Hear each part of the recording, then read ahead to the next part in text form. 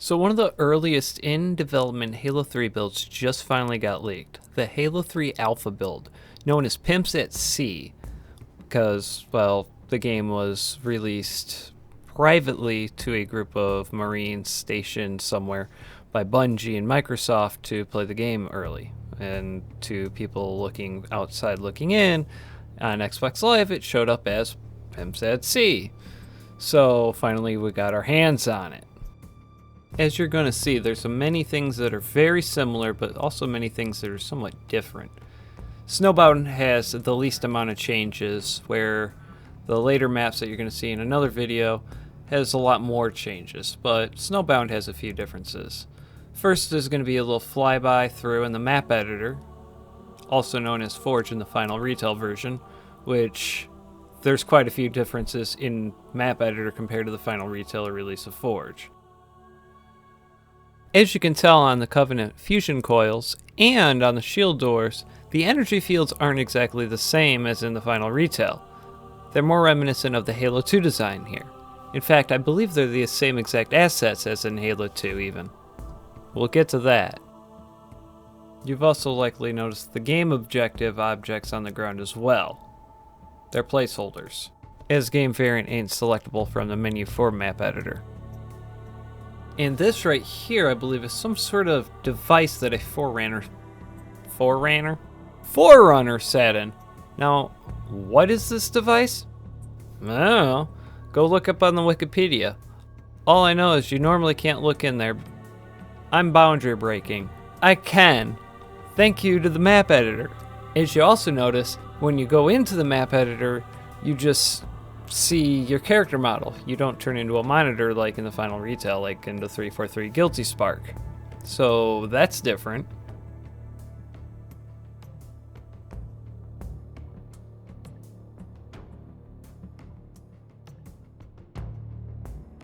And as you can see when I zoom out, that the map pretty much still looks unchanged from the final retail.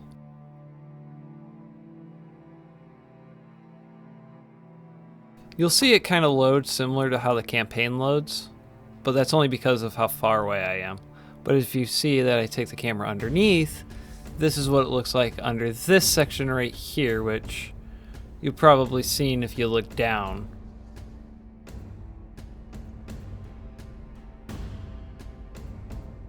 You've probably noticed that the planet is also closer than in the final retail, and that it also has more design on the front of it, reminiscent of the Forerunner architecture. Why they decided to push this back and get rid of the Forerunner architecture, I don't know.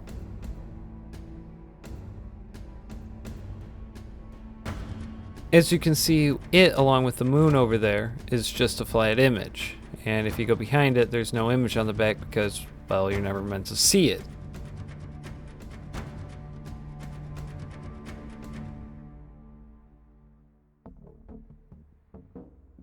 And from this far, the map is tiny, so I had to hold up on the controller to speed up the movement of the camera. And as you can see here, Covenant Trip Mine. Not usable in the game, but it's basically a different colored version of ours. However, I can't go over to it because there's an invisible barrier, and I can't shoot it. In fact, those guns that normally kill you, preventing you from walking out of bounds, won't even fire at you at all. Instead, it's just an invisible barrier. I have to actually use this ghost here, which I swear is from Halo 2 as well, because it shoots from Halo 2. I had to use it to get past the invisible barrier.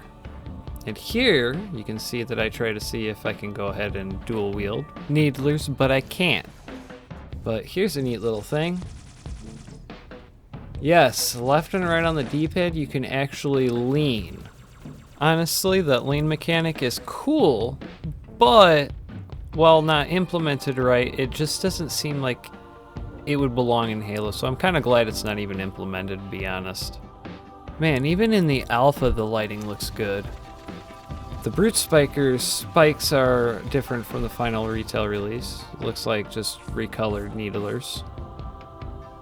And as you can see, whenever you press that, you accidentally activate your equipment as well, because the equipment button was actually the back button, not the X button, which is also the same as the go into your editor mode. And a lot of these effects are also placeholders from Halo 2 as well. A lot of these are placeholders from Halo 2. This, if you notice, the effects are slightly different, and it doesn't explode when time runs out. And again, the shield effect looks like it was a placeholder from Halo 2. Anyway, if you enjoyed this, stay tuned because I also have High Ground and Valhalla next. I'm Bio, thanks for watching. If you enjoyed this, go ahead and leave a like and maybe even subscribe if you don't want to miss any more content.